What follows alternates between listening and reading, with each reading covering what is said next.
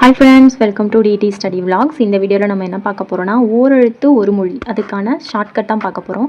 இந்த ஒரு வீடியோ பார்த்திங்கனாலே உங்களுக்கு ஓரெழுத்து ஒரு மொழி மறக்கவே மறக்காது. அது ரிலேட்டடாக என்ன கொஷின்ஸ் கேட்டாலும் உங்களால் ஆன்சர் பண்ண முடியும். ஸோ வீடியோவை ஃபுல்லாக ஸ்கிப் பண்ணாமல் பாருங்கள், உங்களுக்கு ரொம்ப ரொம்ப யூஸ்ஃபுல்லாக இருக்கும். சேனலுக்கு புதுசாக இருக்கிறவங்க சப்ஸ்கிரைப் பண்ணிவிட்டு பாருங்கள். வாங்க வீடியோக்குள்ளே போகலாம். ஓரெழுத்து ஒரு மொழி வந்து 7th இலக்கணத்துலையும் இருக்குது, 8th இலக்கணத்துலையும் இருக்குது. 7th வந்து கொஞ்சம் டீட்டெயிலாக கொடுத்துருப்பாங்க, ஒவ்வொன்றுக்கும் வந்து பொருளோடு கொடுத்துருப்பாங்க. இப்போ நான் வந்து 7th இலக்கணத்தில் இருக்க ஓரெழுத்து ஒரு மொழிக்கான ஷார்ட்கட் தான் சொல்ல போகிறேன். இதில் பாருங்கள், நன்னூல் எனும் இலக்கண நூலை எழுதிய பவணந்தி முனிவர், அதாவது நீங்கள் கேள்விப்பட்டிருப்பீங்க, பழையன கழிதலும் புதியன புகுதலும் அப்படின்ற பாடல் வரிகளுக்கு சொந்தக்காரரான பவணந்தி முனிவர் தமிழில் 42 ஓரெழுத்து ஒரு மொழி இருக்கிறதா சொல்லியிருப்பார். அதில் 2 எழுத்துக்கள் மட்டும்தான், அதாவது நோ தூ, இந்த 2 எழுத்துக்கள் மட்டும்தான் குறில், மற்ற 40 எழுத்துமே வந்து நெடில் அப்படின்னு சொல்லியிருப்பாரு. தொல்காப்பியரும் வந்து ஓரெழுத்து ஒரு மொழி பற்றி சொல்லியிருப்பாரு. பட் நமக்கு டிஎன்பிஎஸ்சியில் ரிப்பீட்டடாக கேட்கப்படுற கொஷின்ஸ் வந்து ஓரெழுத்து ஒரு மொழியிலேருந்து இந்த பாக்ஸ்லேருந்து மட்டும்தான் வரும். ஸோ இதை நல்லா படிச்சுக்கோங்க. இதிலேருந்து எப்படி கொஷின் கேட்டாலும் ஆன்சர் பண்ணுற மாதிரி நல்லா மெமரைஸ் பண்ணிக்கோங்க. ஸோ இதை தாண்டி ஓரெழுத்து ஒரு மொழி கேட்குறதுக்கு சான்சஸ் கம்மி தான்.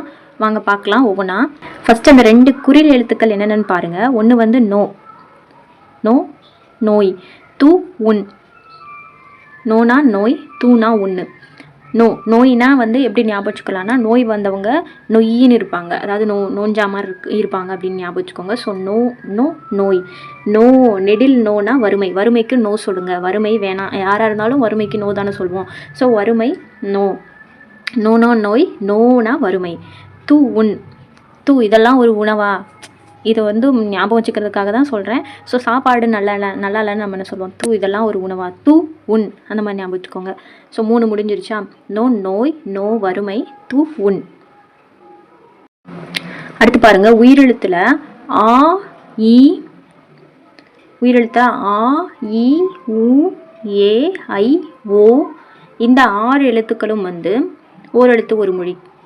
ஆனா பசு, எப்படி கத்தும், மா ஆ அப்படின்ட்டு முடியுமா. ஸோ ஆனா பசு.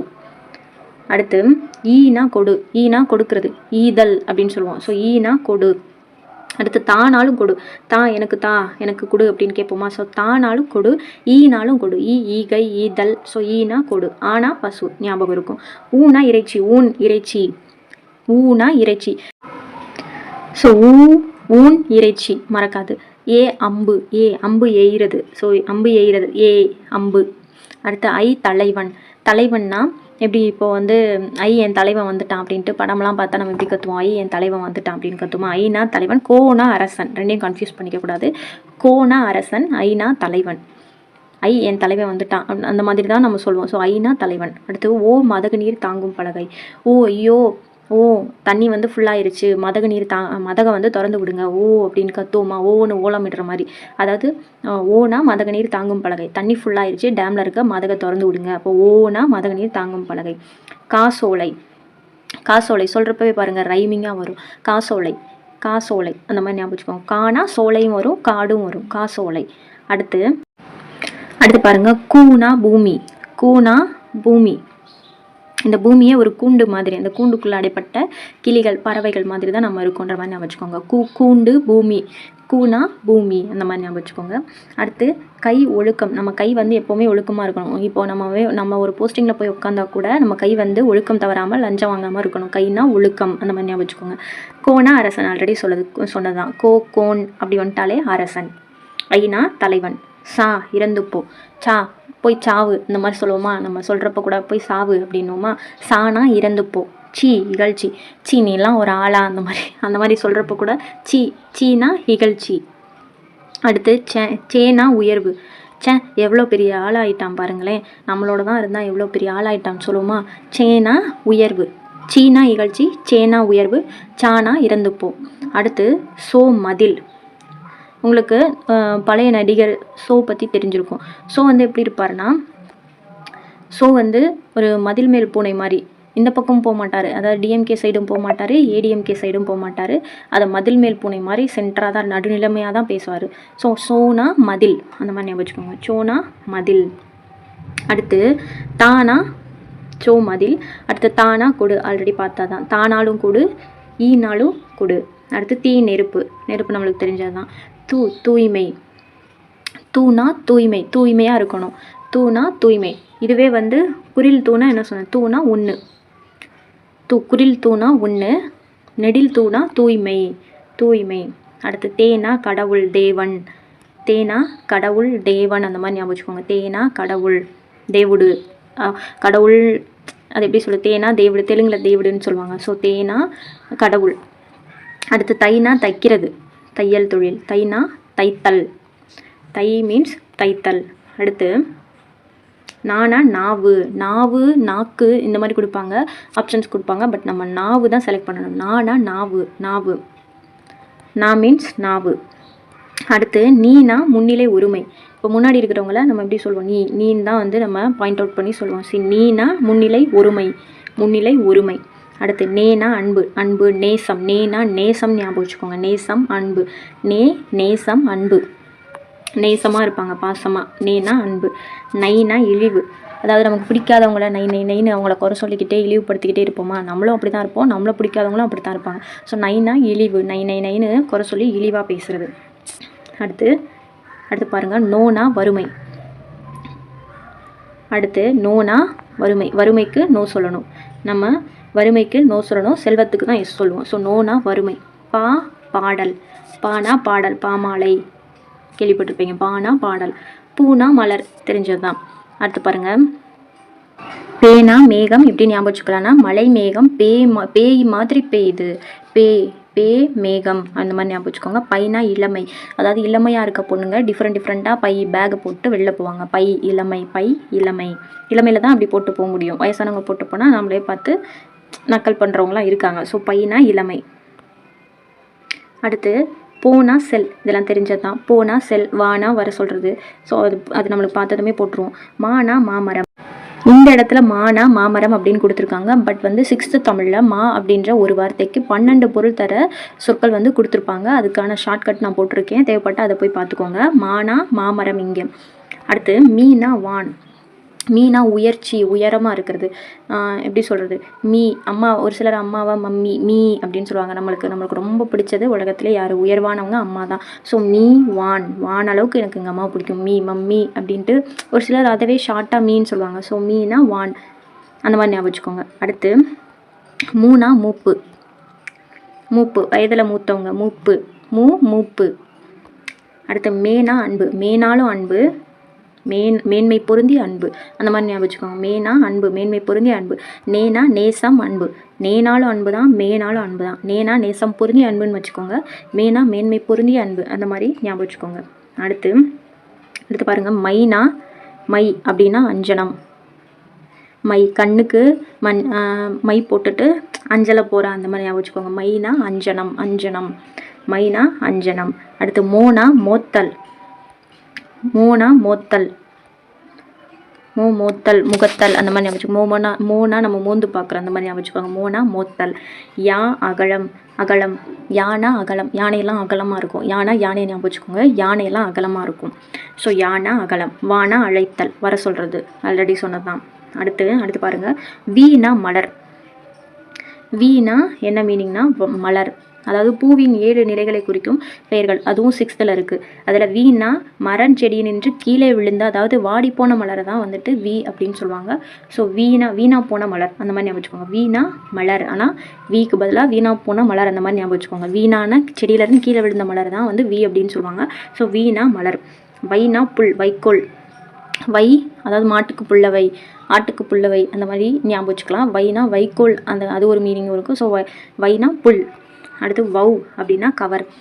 வவ் அப்படின்ட்டு எப்படி எது கத்தும், நாய் தான் வந்து வவ் அப்படின்ட்டு கத்தும். ஸோ நாய் என்ன பண்ணும், ஏதாவது வவ்வுன்னு கத்திட்டு வரப்போ நம்மக்கிட்ட ஏதாவது இருந்தால் அதை பிடுங்கிட்டு கவர்ந்துட்டு போயிடும்.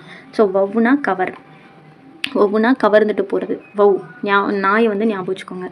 அடுத்து நோனா நோய், நோஞ்சானா இருப்பாங்க நோய் வந்தவங்க. ஸோ நோய். உன், இதுவே இந்த நோய்னா வறுமைக்கு நோ சொல்லுங்கள். இந்த நோ வந்து நோய். தூனா ஒன்று, அந்த நெடில் தூனா என்னது, தூய்மை. ஸோ எல்லாம் உங்களுக்கு புரிஞ்சுருக்குன்னு நினைக்கிறேன். இப்போது ஓரெழுத்து ஒரு மொழி ரிலேட்டடாக ப்ரீவியஸ் இயர்ஸில் கேட்கப்பட்ட கொஷின்ஸ் பார்த்துடலாம். இதை பார்த்துட்டிங்கன்னா உங்களுக்கு ஃபுல்லாகவே முடிஞ்சிடுது. இந்த ஒரு டாபிக் முடிஞ்சிருது. இந்த டாப்பிக்லேருந்து என்ன கொஷின்ஸ் கேட்டாலும் உங்களால் ஆன்சர் பண்ண முடியும். ஸோ ஒரு வீடியோ பாருங்கள், உங்களுக்கு இந்த டாப்பிக்லேருந்து என்ன கேட்டாலும் ஆன்சர் பண்ணுற மாதிரி இது முடிஞ்சிடும். சிலபஸில் இந்த டாப்பிக்கே முடிஞ்சிடும். ஃபஸ்ட்டு கொஷின் பாருங்கள். ஓரெழுத்து தனித்து நின்று பொருள் தருவது ஓரெழுத்து ஒரு மொழி தான். ஸோ ஒரு எழுத்து வந்து தனித்து நின்று பொருள் தருவது ஓரெழுத்து ஒரு மொழி. அடுத்து கூற்று காரணம் சரியாக தவறாக கேட்டிருக்காங்க. ஒரு எழுத்தே பொருள் தரும் சொல்லாக அமைவதே ஓரெழுத்து ஒரு மொழி அப்படின்னு சொல்லுவாங்க. மீ என்னும் ஓரெழுத்து ஒரு மொழி. மேகமா? தவறு. மீ வந்து என்னது? வான், உயர்ச்சி. ஸோ மீனா வானு. பேனா தான் மேகம். மழை வந்து பேய் மாதிரி, அதாவது மழை மேகம் பேய் மாதிரி பெய்யுது அப்படின்ட்டு. ஸோ இங்கே கூற்று சரி, காரணம் தவறாக இருக்குது. அடுத்த அடைப்புக்குள் உள்ள சொல்லை தகுந்த இடத்தில் சேர்க்க. தமிழில் வந்து 42 ஓரெழுத்து ஒரு மொழிகளே உள்ளது. ஸோ இதுதான் கரெக்டு. ஸோ இங்கே ஓரெழுத்துன்னு கொடுத்துட்டாங்க. ஸோ தமிழில் எத்தனை ஓரெழுத்துக்கள் இருக்குது? 42 இருக்குது. ஸோ இங்கே கொடுத்துருக்க 42 இந்த ஆப்ஷனில் தான் இருக்குது. ஸோ இந்த ஆப்ஷன் தான் கரெக்டு. அடுத்த கொஷின் பாருங்கள். மீ என்னும் ஓரெழுத்து ஒரு மொழிக்குரிய பொருள் யாதுன்னு கேட்டிருக்காங்க. மீனா வான், உயர்ச்சி, மேலே, அந்த மாதிரி மீனிங்கில் வரும். பேனா தான் மேகம். ஸோ அதை கன்ஃபியூஸ் பண்ணிக்கிறாதீங்க. மீனா மேலே. அடுத்து நானா என்னது? நான் என்னும் ஓரெழுத்து ஒரு மொழிக்குரிய பொருள். நானா நாவு. அடுத்து சோனா மதில் சொன்னேன்னா. அடுத்து கோனா அரசன். இங்கே பாருங்கள், தவறாக கொடுத்துருக்காங்க. கோ என்னும் ஓரெழுத்து ஒரு மொழியின் பொருள் அப்படின்ட்டு கோன்ட்டு மதில் கொடுத்துருக்காங்க. ஸோ அது தவறாக இருக்குது. சோன் வரணும். இங்கே ஒன்று சோன் வரணும், இல்லை ஆப்ஷனில் வந்துட்டு அரசன் கொடுத்துருக்கணும். ஸோ இந்த கொஷின் வந்து தவறாக இருக்குது. அடுத்து அரசனை குறிக்கும் ஓரெழுத்து ஒரு மொழி கோ. அடுத்த கொஸ்டின் பாருங்கள். ஐ என்னும் ஓரெழுத்து ஒரு மொழியின் பொருள் யாது? ஐனா என்ன சொன்னேன்? ஐ என் தலைவன் வந்துட்டான் அப்படின்ட்டு தேட்டருக்கு போனால் நம்மளாம் இப்படி சவுண்ட் விடுவோமா? ஸோ ஐனா தலைவன். மா என்னும் ஓரெழுத்து ஒரு மொழிக்குரிய பொருள் வந்து பெரிய. பட் நம்ம படித்தது என்ன படித்தோம்? அந்த 42 வேர்ட்ஸில் மாமரம்னு படித்தோமா? இந்த பெரியன்ற வேர்டு எங்கே வரும்னா 6th தமிழில் மா அப்படின்ற சொல்லுக்கு 12 மீனிங் இருக்க சொற்கள் வந்து கொடுத்துருப்பாங்க. ஸோ அதை வந்து மனப்பாடம் பண்ணி வச்சுக்கோங்க. அதுக்கு நான் ஷார்ட்கட் கொடுத்துருக்கேன், அதை பார்த்துக்கோங்க நீங்கள். மா என்னும் ஓரெழுத்து ஒரு மொழியின் பொருளை அறிக. விலங்கு. அடுத்து அந்த 12 பொருட்களில் தான் பெரிய, விலங்கு, அழகு, அளவு, அழைத்தல், துகள், மேன்மை, வயல், வண்டு, இந்த மாதிரி ஒரு 12 வார்த்தைகள் வரும். ஸோ மா அப்படின்ற ஒரு பொருளுக்கு, ஸோ ஒரு சொல்லுக்கு இத்தனை வார்த்தைகள் வரும். ஸோ அதை நல்லா மெமரைஸ் பண்ணிக்கோங்க. தே என்னும் ஓரெழுத்து ஒரு மொழியின் பொருள் என்னென்னா கடவுள். தேனா தேவுடு, தேவுடா, அதை மாதிரி ஞாபகம் வச்சுக்கோங்க. ஸோ தேனா கடவுள். அடுத்து ஏ என்னும் ஓரெழுத்து ஒரு மொழி. ஏனா அம்பு, அம்பு ஏறுது. ஸோ ஏனா அம்பு. பூமினா கூ. பூமி வந்து ஒரு கூண்டு மாதிரி, அதில் நம்மளாம் வந்து பறவைகள், கிளி மாதிரி அப்படின்ட்டு ஞாபகம் வச்சுக்கோங்க. பூமினா கூ. அடுத்து பாருங்க. பகை அப்படின்ற பகை என்னும் பொருளை தரும் பகை என்னும் பொருள் தரும் ஓரெழுத்து ஒரு மொழியை தேர்வு செய்க அப்படின்னு கொடுத்துருக்காங்க.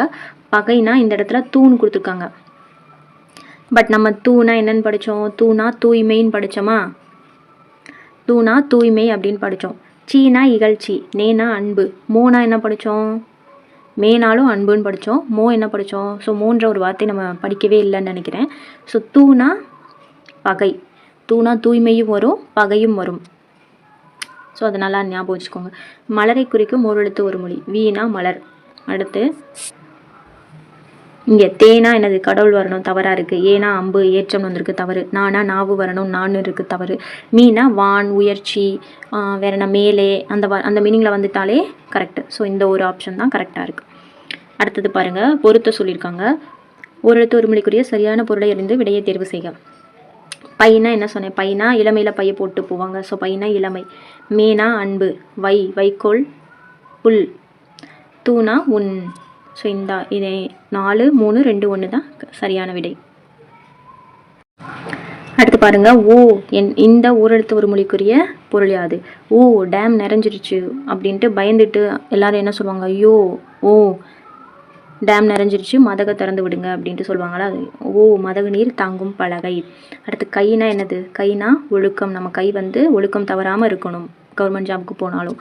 பேனா மேகம். பேய் மாதிரி மழை பொழிகிற மேகம். அடுத்து தைனா மாதத்தின் பெயரும் வரும், இன்னொன்று தைத்தல் அந்த தொழிற்பெயரும் வரும். தைக்கிற தொழிலையும் குறிக்கும்.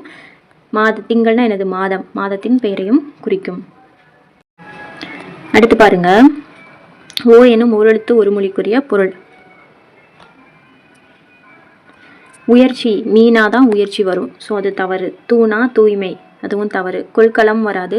ஆக்சுவலாக வந்து நம்ம படித்தது ஓனா மதகுநீர் தாங்கும் பலகை.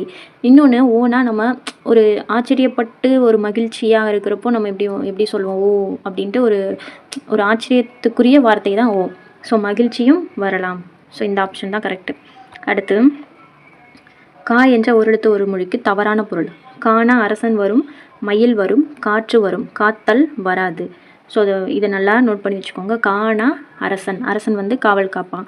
மயில் வந்து கா, மயில் கா, மயிலையும் வந்து கான்னு சொல்லுவாங்க. அடுத்து காற்று கா, காற்றுனாலும் கா, காத்தல் மட்டும் தவறு. ஸோ இதை நோட் பண்ணி வச்சுக்கோங்க. இது டிஃப்ரெண்ட்டாக இருக்குது. ஸோ கான்ற ஒரு எழுத்துக்கு வந்து அரசன், மயில், காற்று இது 3 வரும். அரசன், மயில், காற்று. வீணா, வீணா என்னது? மலர் வரும், பறவை வரும், கொள், காற்று மட்டும் வராது. ஸோ இதெல்லாம் புதுசாக இருக்கிறத நோட் பண்ணி வச்சுக்கோங்க. வீணா, மலர், பறவை, கொள் 3 வரும், காற்று வராது. ஆயினும் ஒரு எழுத்து ஒரு மொழிக்குரிய பொருள் யாதுன்னா பசு.